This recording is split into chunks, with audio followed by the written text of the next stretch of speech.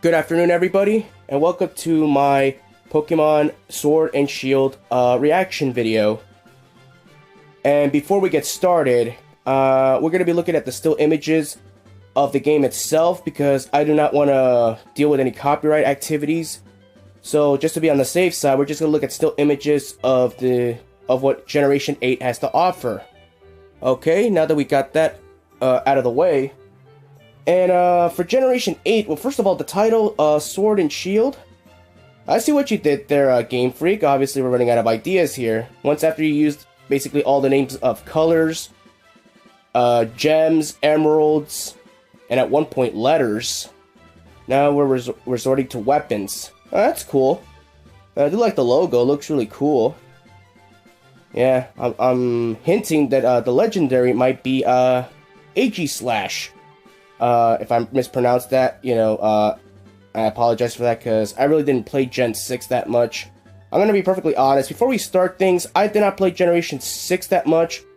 And Generation 7, I skipped it entirely because I did not care whatsoever about Sun and Moon. I did not care whatsoever. So, forgive me if I mispronounce some things here and there. The last game I played fully was Generation 5. That's about it. Speaking of that, I'm actually Let's Playing that game on my YouTube channel. If you're interested, you can check it out anytime. So yes, I did watch the video, obviously, because I watched it during my lunch break at work, and I wanted to make a reaction video towards it, because, it's interesting, and it's a hot topic right now. Alright, and obviously, now we're finally switching towards the map. We're in a new region, obviously, the Galor region. And after looking at the whole map, obviously, it's based off either England, the United Kingdom, and parts of Northern Ireland. That's what I'm getting at, because obviously the new, your new protagonist, male or female, obviously their attire pretty much reflects off that. And honestly, I love the new, the outfits look pretty cool. I sense more Northern Ireland in my opinion. I may be wrong on that, maybe... just on the attire, this and that, but, if it's United Kingdom or England, it's cool. It's a nice, finally, took them 8 generations to finally do a region off England, but it looks in 3D. So amazing. And it just shows you how long Pokemon has evolved, since Generation 1. And speaking of Generation 1, like, Pokemon, Let's Go, Eevee, and Pikachu, I honestly did not care about those games whatsoever. And it's safe to assume that the gameplay style will go back to the traditional formula as it should, because I do not want that Pokemon Go formula in my main core Pokemon game. Like, I don't want that. Keep that shit away from my mainstream game. That's all I ask. And obviously, obviously there's 2 versions of this game, and I was a little bit shocked because obviously obviously it's on the Switch. I understand it's a Switch's first main core Pokemon game, not counting Pikachu and Eevee. Those are more kind of like, well, not a spin-off, but more like a Generation 1 revamp, if you will. But yes, obviously, this is a Generation 8, and the region just looks beautiful. We're looking at the main map right here, and I love it. Obviously, it is based off more of England, the UK, and Northern Ireland. It's beautiful up there. Finally, it's their turn, because, the first 4 generations were basically based off Japan.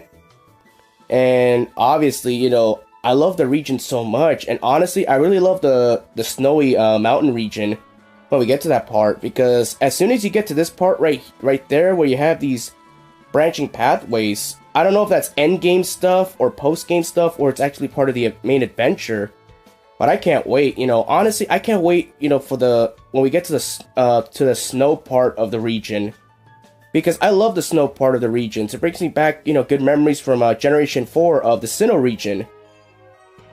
And obviously the music we're listening to right now is Generation 4 remake, Generation 4 Diamond and Pearl, some remix music here and there.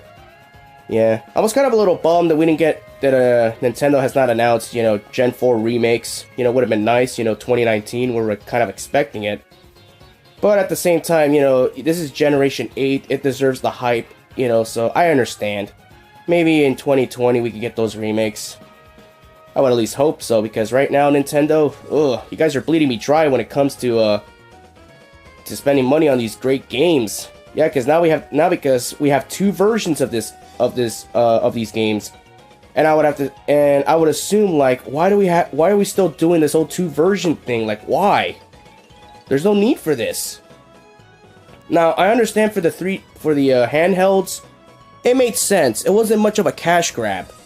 Well, kind of was here and there, but obviously you had different Pokemon exclusives here and there. But for the Switch, I just don't get what is the point of getting two version exclusives for the Switch. I really don't I don't understand it. I mean, obviously everybody has obviously there's a lot of Nintendo Switches out there, so obviously, there really is no purpose of getting two version exclusives, but that's besides the point.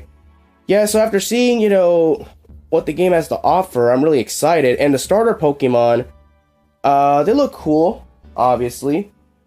I mean, obviously, Scorbunny, obviously it's going to be almost everybody's choice, because Scorbunny looks like it's going to be the fire, the final evolution might be either fire electric or fire fighting. I understand the internet's going to be all pissed off if it's going to be fire fighting, like, really, do we need another one of those? And Grookey looks cute, obviously, but obviously Grookey kind of looks like a Pansear ripoff when you think about it, so that's going to be everyone's least favorite, I'm assuming. And obviously the talk of the town, obviously, on the internet is Sobble, the water type. Obviously, he's already a popular meme already at the time of this video being recorded. And Sobble, I'm assuming its final evolution might be Water Ghost. That's what I'm thinking. So really cool. The starters, they look unique. I was a little disappointed with the grass type. I mean, because obviously every generation game I always go with grass type as my starter, just because I like that extra challenge.